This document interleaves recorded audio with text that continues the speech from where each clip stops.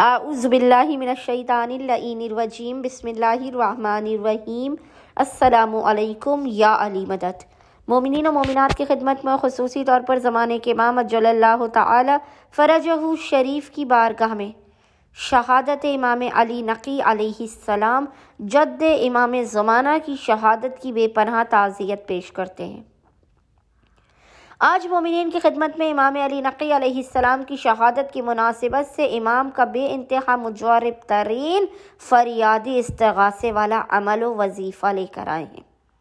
یہ اس قدر مجرب امام ہادی کا وظیفہ عمل ہے کہ وہ مومنین و مومنات جو سمجھتے ہیں نا کہ ان کی حاجات قبول نہیں ہوتی، ایک مرتبہ امام علی نقی علیہ السلام کے حق کا واسطہ دے کر اس فریادی استغاثے کو لازماً کیجیے۔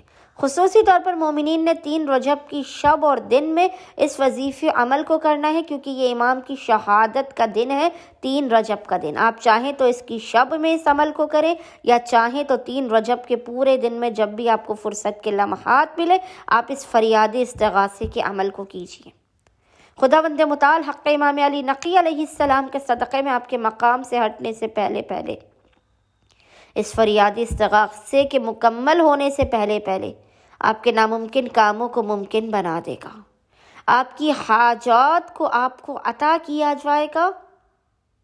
آپ کے مقام سے ہٹنے سے پہلے پہاڑ سے بھی بڑھ کر اگر آپ کی زندگی میں مشکلات اور پریشانیاں ہوں جن کا کوئی حل نظر نہ آتا ہو، کوئی روشنی کی کرن نظر نہ آتی ہو، مومنین اس وظیفے عمل کو ایک مرتبہ لازماً کر کے دیکھیں۔ آپ اور آپ کا خانہ وادہ مل کر ہمیں دعائیں دے گا۔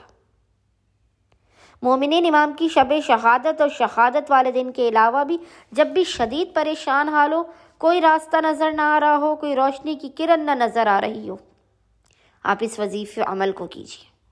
بس مومنین نے کرنا یہ ہے کہ عمل کرنے سے پہلے آپ نے باوضو ہونا ہے۔ باوضو ہونے کے بعد سب سے پہلے آپ نے 2 رکعت نماز پڑھ کے اس کا ہدیہ امام علی نقی علیہ السلام کی بارگاہ میں پیش کرنا ہے۔ پھر آپ نے اس فریادی استغاثے کو کرنا ہے۔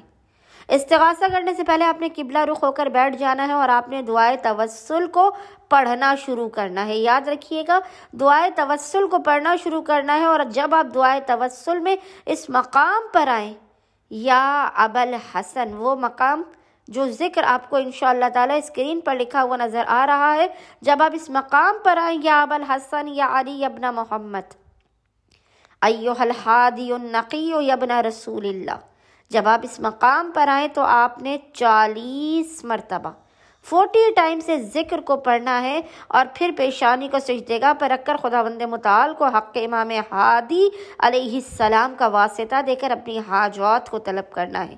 مشکلات کے خاتمے کی، رزق میں برکت کی، گھر میں سکون و اطمینان کی، نصیب و مقدر کے بدلنے کی دعا کرنی ہے۔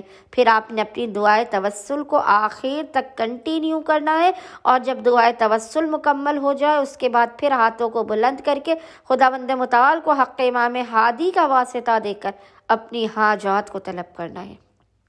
یقین جانیے یہ فریادی استغاثہ عمل امام علی النقی آپ کے بندے نصیب و مقدر کو سورج سے زیادہ روشن کر دے گا اور فوراً کھول دے گا۔ آپ کی حاجات آپ کے دل سے نکل کر لبوں پر نہیں آنے پائیں گی کہ آپ کی حاجات آپ کو عطا کر دی جائیں گی۔